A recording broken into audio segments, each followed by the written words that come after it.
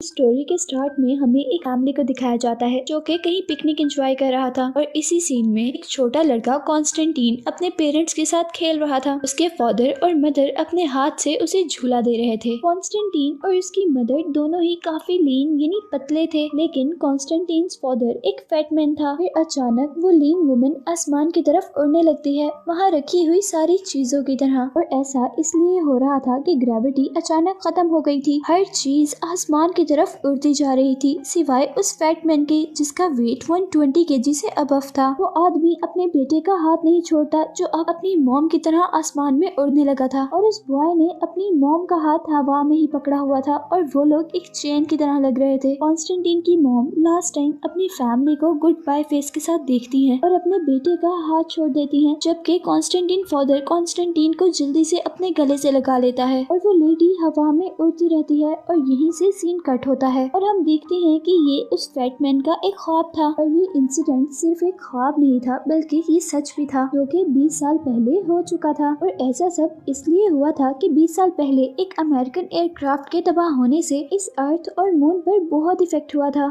जिसकी वजह से अर्थ एक ऐसी स्टेट में चली गई थी कि अगर कोई चीज 120 केजी से कम होती तो उस पर अर्थ ग्रेविटेशनल फोर्स इफेक्ट नहीं करती थी, यानी वो सारी चीजें जो 120 केजी से कम होती वो स्पेस में उड़ने लग जाती थी। और इसीलिए हमें मूवी में दिखाया जाता है कि अब हर घर में एक ग्रेविटेशनल मीटर था, और उसी इंसिडेंट की वजह से मून की भी शेप बिल्कुल खराब हो चुकी थी। ऐसा लगता था कि मून एक तरफ से टूट गया है। इसके बाद हम मूवी में दोबारा कॉन्स्टेंटीन और उसके फादर को देखते हैं। वो दोनों खाना खा रहे थे और उनके पास ऑन हुए टीवी से हमें पता चलता है कि आज उस इंसिडेंट को 20 इयर्स हो गए हैं। टीवी में न्यूज एंकर सबसे 1 मिनट के लिए खामोश रहने की रिक्वेस्ट करता है उन लोगों के लिए जो 20 साल पहले उस एक्सीडेंट में मर गए थे। और यहीं पर हमें दिखाया जाता है कि वहाँ मौजूद सारी चीजें फ्लोर या वॉल के साथ अटैच हैं, और फिर अचानक ग्रेविटी खत्म हो जाती है और सारी हल्की चीजें जिस तरह टेबल पे रखा हुआ फूड आसमान में उड़ने लगता है। और अब हम देखते हैं कि कॉन्स्टेंटीन जिसका वेट बहुत कम है, और फिर कॉन्स्टेंटीन की ग्रिप कम होने पर वो भी स्पेस में उड़ता है और जाकर रूफ से अटैच हो जाता है। वो फैटमैन जो कि 120 केजी का है वो अभी भी वैसे ही स्टेबल था, और फिर वो फैटमैन उठकर ग्रेविटी मीटर को ऑन करता है जिससे सारी चीजें नीचे गिरने लग जाती हैं। वो अपने आप को बचाने के लिए अपने दोनों हाथ सर पर रखता है, और यही दूसरी तरफ हम देखते हैं कि ग्रेविटी मीटर के ऑन होने से कॉन्स्टेंटीन नीचे आकर गिरता है जिससे उसे बहुत चोट आती है। इसके बाद हम देखते हैं कि वो फैटमैन अपनी वाइफ की फोटो दोबारा वॉल के साथ लगाता है और कॉन्स्टेंटीन के पास आता है। वो कॉन्स्टेंटीन से पूछता है कि क्या तुम ठीक हो, और कॉन्स्टेंटीन खुद अपनी बॉडी को चेक करते हुए उसे कोई जवाब नहीं देता। इसके बाद वो फैटमैन अपना वेट चेक करता है जो 120 केजी से सिर्फ थोड़ा सा ही ऊपर था, और वो अब इस बात पर घबरा जाता है कि अगर उसका वेट कम हुआ तो वो अपने बेटे की तरह हेल्पलेस हो जाएगा, और इसीलिए वो अब 20 केजी की एक स्फेरिकल बॉल अपने बैग में रखता है। और इसके बाद अब वो ऑफिस जाने के लिए तैयार था। वो कॉन्स्टेंटीन से कहता है कि तुम्हारी कॉफी टेबल पर है, और खुद घर से बाहर चला जाता है। और यही हमें ये भी पता चलता है कि कॉन्स्टेंटीन हमेशा अपने घर में ही रहता है। वो अपने वेट के बहुत ज्यादा कम होने की वजह से कभी भी इस घर से बाहर नहीं निकला, और अब वो अपनी एक बाइनोकुलर उठाता है और उससे वो विंडो से बाहर देखता है जहाँ उसे एक आर्मी ऑफिसर मिलता है। और फिर कॉन्स्टेंटीन अपने डैड को देखता है जो स्ट्रीट पर 2 लेडीज से बात कर रहे थे, और फिर वो दूसरे अपार्टमेंट की तरफ देखता है जहाँ से एक लेडी म्यूजिक इंस्ट्रूमेंट नीचे गिरा रही थी, लेकिन वो इंस्ट्रूमेंट नीचे गिरने के बजाय दोबारा ऊपर की तरफ आ रहे थे।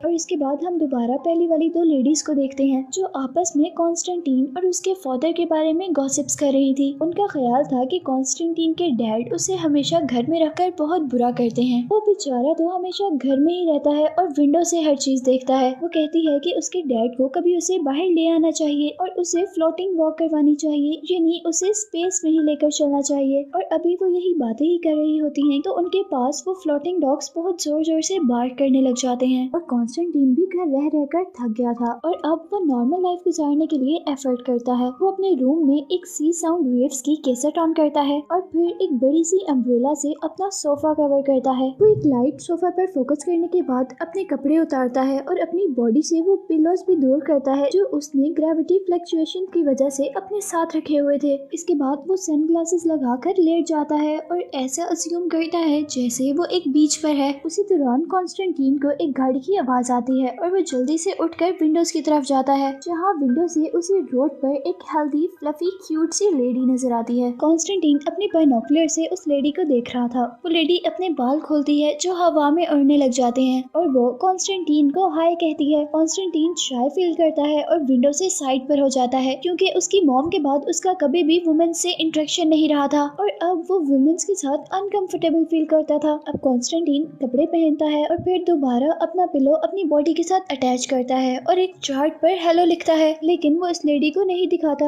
इसके बाद हम देखते हैं कि जब कॉन्स्टेंटीन के डैड घर आते हैं तो कॉन्स्टेंटीन उन्हें खाना सर्व करता है और इस दौरान कॉन्स्टेंटीन फादर उसकी बॉडी पर एप्रन नोटिस करते हैं और वो उसे कहते हैं कि ये तो वुमेन्स के लिए होता है, तुमने इसे क्यों पहना है। लेकिन कॉन्स्टेंटीन कहता है कि जरूरी नहीं कि ये एप्रन सिर्फ लेडीज ही पहने, बल्कि ये दोनों पहन सकते हैं, यानी लेडीज भी और जेंट्स भी। लेकिन अब वो फैटमैन उससे कहता है कि ये एप्रन तुम्हारी मॉम का है और इसे जाकर उतार दो, और फिर कॉन्स्टेंटीन जाकर अपना एप्रन उतार देता है। और खाना खाने के बाद अब वो फैटमैन अपना वेट चेक करता है जो 120, और वो आदमी अपना वेट 120 केजी पूरा देखकर परेशान होता है इस बात पर कि कहीं उसका वेट और कम ना हो जाए। और इसके बाद हम देखते हैं कि कॉन्स्टेंटीन अपने फादर के जाने के बाद कुछ मैगजीन्स देख रहा था, जहाँ पर उसे एक एड नजर आती है जिसमें लिखा हुआ था getting fat in healthy way. ये एक बर्गर की एडवर्टाइजमेंट थी। इस एडवर्टाइजमेंट को पढ़ने के बाद कॉन्स्टेंटीन बहुत सारे बर्गर्स ऑर्डर करता है और अब काफी सारे बर्गर्स खाने के बाद वो अपना वेट चेक करता है। वो ये देखकर बहुत ज्यादा खुश और एक्साइटेड हो जाता है कि उसका वेट 30 केजी से बढ़कर 60 केजी हो गया था। और ये देखकर अब वो अपने ख्यालों में खो जाता है, जहाँ वो चार्ट पर अपना नेम लिखता है। वो लेडी कॉन्स्टेंटीन को हाय कहती है और इसी के साथ अब हम देखते हैं कि कॉन्स्टेंटीन ने दोबारा बर्गर्स खाना स्टार्ट कर दिए हैं। उसे ये बर्गर खाना बहुत ज्यादा मुश्किल हो रहे थे, लेकिन वो फिर भी इनको खाना नहीं छोड़ता और वो सारे बर्गर्स खाकर फिनिश कर देता है। लेकिन अब उसके बाद उसे पेट में दर्द शुरू हो जाता है। और इसके बाद नेक्स्ट सीन में हमें दिखाया जाता है कि कॉन्स्टेंटीन के फादर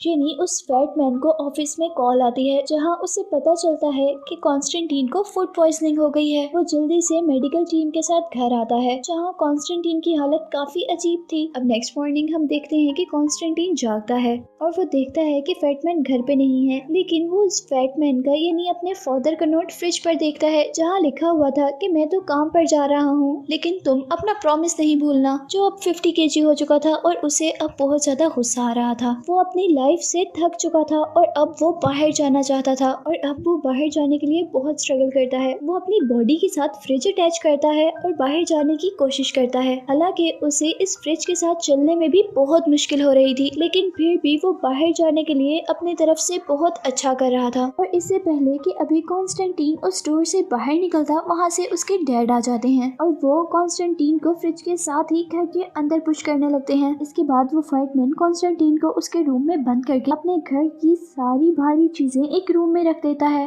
और कॉन्स्टेंटीन के रूम में आता है, जहाँ हर चीज बिखरी हुई थी और कॉन्स्टेंटीन गुस्से में अपने बेड पर लेटा हुआ था। और नेक्स्ट सीन में हम देखते हैं कि वो फैटमैन एक शूज पर कोई एक्सपेरिमेंट कर रहा है और वहीं पर वो काम करता करता सो जाता है। और अब वो अपने ड्रीम में देखता है कि वो अपनी वाइफ की तरह अपने बेटे को भी खो देगा और डर कर अब उसकी आंख खुल जाती है। और जैसे ही उसकी आंख खुलती है तो वो देखता है कि हर चीज सीलिंग के साथ लगी हुई है, लेकिन वो शूज नहीं उड़ रहे थे। वो शूज को उठाता है, लेकिन जैसे ही वो शूज को छोड़ता है तो वो ऊपर जाने के बजाय वापस टेबल पर गिरते हैं। और अब वो ग्रेविटी मीटर ऑन करता है, जिससे सारी चीजें नीचे गिर जाती हैं। अब नेक्स्ट मॉर्निंग जब कॉन्स्टेंटीन ब्रेकफास्ट के लिए किचन में आता है तो वो फैटमैन उसे वो शूज देता है। और अब कॉन्स्टेंटीन अपने फादर से कहता है कि ये तो लेडीज शूज हैं, लेकिन यहाँ कॉन्स्टेंटीन के फादर उसे जवाब देते हैं कि ये यूनिसेक्सुअल हैं, यानी ये लेडीज और जेंट्स दोनों पहन सकते हैं। कॉन्स्टेंटीन वो शूज पहनता है और अब वो अपने बैग में मेटेलिक वेट कैरी करता है, यानी वो बॉल्स जो बहुत भारी होती हैं। और इसके बाद वो फैटमैन ग्रेविटी मीटर ऑफ कर देता है। सब चीजें सीलिंग की तरफ उड़ने लगती हैं, लेकिन कॉन्स्टेंटीन स्टेबल रहता है, जिसे देखकर वो दोनों बहुत ज्यादा खुश हो गए थे। और अब हम देखते हैं कि फाइनली कॉन्स्टेंटीन इस बैग को और इस शूज को लेकर इस घर से बाहर जा रहा था और कॉन्स्टेंटीन फादर उसे विंडो से देख रहे थे, लेकिन यहाँ कोई और भी कॉन्स्टेंटीन को देख रहा था और ये वही लेडी थी जिसे हर रोज कॉन्स्टेंटीन अपनी विंडो से देखता था। और अब कॉन्स्टेंटीन उसके अपार्टमेंट के पास जाकर अपने शूज को ऑफ कर लेता है। फैटमैन उसे मना करता है कि ऐसा ना करे, लेकिन वो फिर भी ऐसा ही करता है। के बाद कॉन्स्टेंटीन अपना बैग भी उतार कर गिरा देता है, जो कि हवा में उड़ने लगता है। और उस बैग की तरह कॉन्स्टेंटीन खुद भी हवा में उड़ रहा था और हवा में उड़ते हुए वो अपने पिलोस भी निकाल देता है। और इसके बाद वो आंखें बंद कर लेता है और ऊपर की तरफ उड़ता रहता है कि एकदम से कोई चीज उसे रोकती है। और कॉन्स्टेंटीन फील करता है कि उसके शोल्डर्स पर किसी के हैंड्स हैं जो उसे और ज्यादा ऊपर जाने नहीं दे रहे। कॉन्स्टेंटीन आंखें खोलता है और स्माइल करता है, क्योंकि वो अब अपनी ड्रीम गर्ल को देख रहा था। वो लड़की भी उसे देखकर स्माइल करती है और इस सब को देखकर वो फैटमैन भी बहुत खुश था। और अब मूवी के लास्ट सीन में हमें आसमान में उड़ता हुआ एक रेडियो दिखाया जाता है, जिसमें वो एस्ट्रोनॉट सबसे माफी मांग रहा था, जिसकी वजह से वो अमेरिकन एयरक्राफ्ट तबाह हुआ था और सारे लोग इतनी मुश्किल में आए थे। और इसी के साथ साथ वो ये भी बताता है कि अर्थ अब कभी भी दोबारा ठीक नहीं हो पाएगी। और इसी को सुनते हुए ये मूवी एंड हो जाती है।